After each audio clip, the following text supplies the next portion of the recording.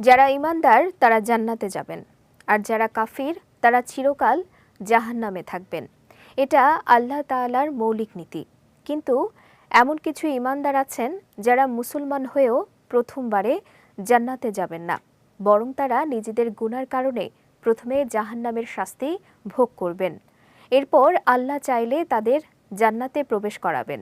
তাদের মধ্য থেকে সবশেষ যে ব্যক্তি জান্নাতে প্রবেশ করবেন তার সম্পর্কে হাদিসে বর্ণনা রয়েছে। আব্দুল্লাহ ইবনে মাসউদ রাদিয়াল্লাহু তাআলা আনহু থেকে বর্ণিত, রাসূল সাল্লাল্লাহু আলাইহি ওয়াসাল্লাম বলেছেন, সর্বশেষ যে ব্যক্তি জান্নাতে প্রবেশ করবে সে পুল সিরাতে একটু হাঁটবে আবার পড়ে যাবে, জাহান্নাম তাকে আঘাত করবে, এভাবে সে পুল সিরাত পুরোটা অতিক্রম করবে। তখন সে বলবে, ওই সত্তা কত মহান যিনি আমাকে এই বিপদ থেকে মুক্তি দিয়েছেন। আল্লাহ তাআলা আমাকে যা দিয়েছেন আগে পরের আর কাউকে তা দেননি।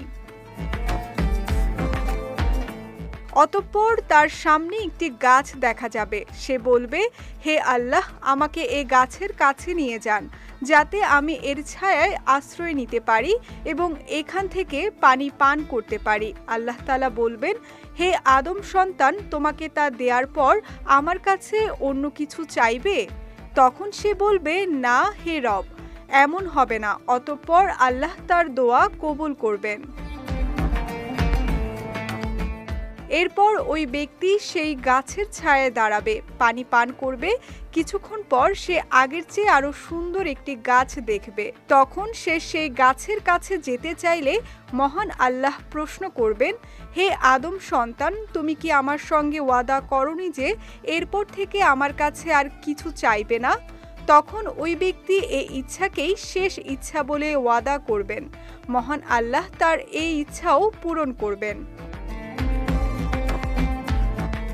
এর কিছুক্ষণ পর ওই ব্যক্তি জান্নাতের দরজার কাছে আগের দুটি গাছের চেয়ে সুন্দর একটি গাছ দেখবে আর সেই গাছের কাছে যাওয়ার ইচ্ছা পোষণ করবে। তখন মহান আল্লাহ পাক তার সেই ইচ্ছাও পূরণ করবেন। এদিকে জান্নাতের কাছে আসলে সেই ব্যক্তি জান্নাতবাসীর আওয়াজ শুনতে পাবে। তখন সে জান্নাতে প্রবেশ করতে চাইবে। আল্লাহ ওই ব্যক্তিকে তখন জান্নাতে প্রবেশের অনুমতি দিবেন। তবে ওই ব্যক্তি জান্নাতে প্রবেশের সময় সন্দেহ প্রকাশ করে বলবে, এখানে আমি কিভাবে থাকব? মানুষ তো সব স্থান দখল করে আছে।